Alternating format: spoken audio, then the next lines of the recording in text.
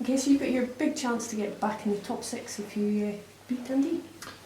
Yes, that's what we're looking for. Obviously, it's getting to that time of the season, we're looking ahead, saying, right, where do we need to be, where do we want to be, and going to Dundee falls into that category again that, you know, it would push us into the top 6 if we win it. It's very, very tight at the bottom of the league, and everyone's looking over their shoulder, but they're also looking above them as well, and I'm sure Dundee are doing the exact same. Have you ever known such a tight league?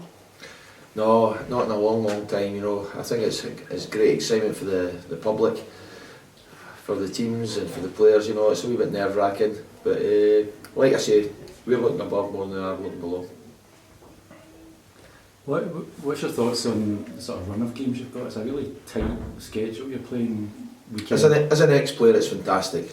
As a player's point of view, it's absolutely fantastic, you know, game, because, you know, through the season you do a lot of training and get a lot of coaching and that, and you really want to play, and it gets this stage in the season where the games are coming up thick and fast.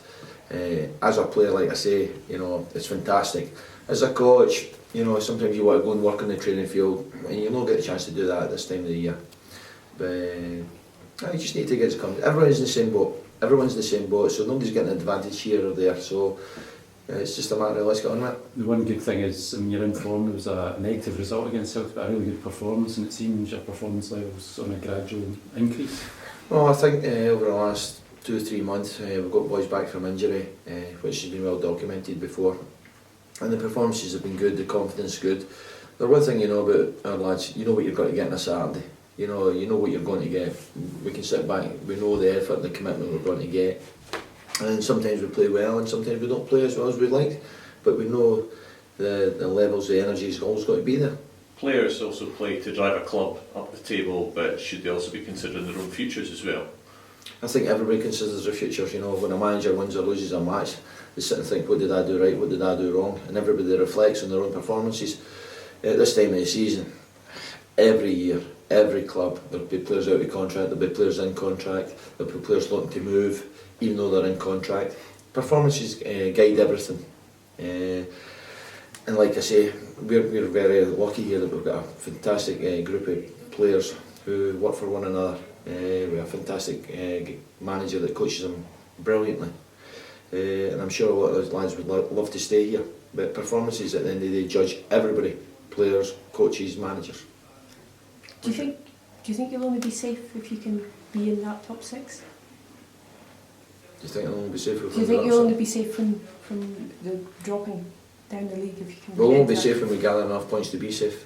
At the end of the day, you know, like I say, it's very, very tight, and it's great for everybody apart from teams that are fighting at the bottom. But no, like I say, we're only looking upwards and onwards. See, in terms of, you know, you've got such a busy schedule, but as a coaching staff, you've got a lot of players out of contract at the end of the year. How are you juggling all of that? Is that in your thinking at the moment? Surely must be. Well, players that get contracts or don't get contracts won't be judged between now and the end of the season. It'll be overall the season, what they've contributed, what do they bring to the squad that we're trying to build for next season. You know, it's like everything else, you know, you need a freshness now and again. You get a chance 2 windows to do that. And we're no different from anybody else, you know. We've got players we'd like to bring in, players that we don't think that we'd like to keep here. But at the end of the day, you know, performances I'll judge over a season, not over 5, 6, 8 games. Who stays and who goes and who comes in and who doesn't. You, as a staff, resigned. There's a lot of chat around Dundee and Danny Williams and God, the name's great. Thank you. Are you resigned to losing them, or is there chat ongoing? Or I don't think you're ever resigned to losing anybody until it's done and dusted.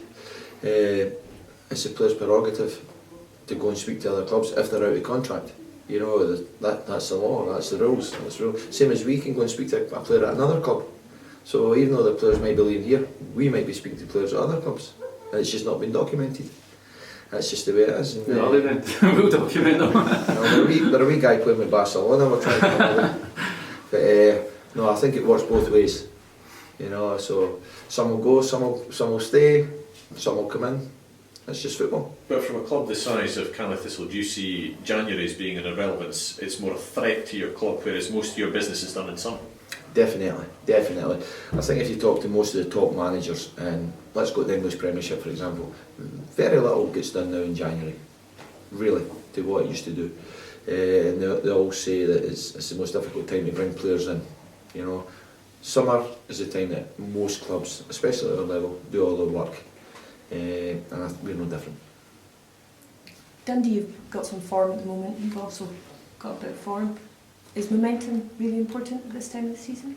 Yeah, I think we've got a wee bit more than a bit of momentum. We had a little blip last week at Celtic. You know, we played really well for an hour, and then the last 20 minutes we come back in it as well. But we don't want to be known as a club that goes to Parkhead and play really well and lose. We want to play really well and win. You know, like I say, we're all fighting for that top 6. You know, and on the day, anybody's capable of ending this league. I think we've seen that with all the results. There's no point looking over your shoulder at this team's result, that team's result. It's what Inverness Cali do. That's all we're focused on, and that's all we can affect. Is getting that first goal important, like what happened at Celtic for them? Yeah. It's. I think if we'd have scored first against Celtic, you never know what would have happened. I'm not saying we would have won, we might have drawn, we might have lost. You know, the first goal is very important in most games. And if you get it, fantastic. And if you don't get it, I know what we've got in that dressing room. They're more capable of come back and win the game. I was just going to check the team news. Personnel, sorry. Team news, we've got the same squad as last week. It's one addition, Danny Williams comes back into the squad. Danny Williams missed last week and has missed a week or so through a family bereavement. But he's been back in training now for 3 days, and Danny will be added to the squad.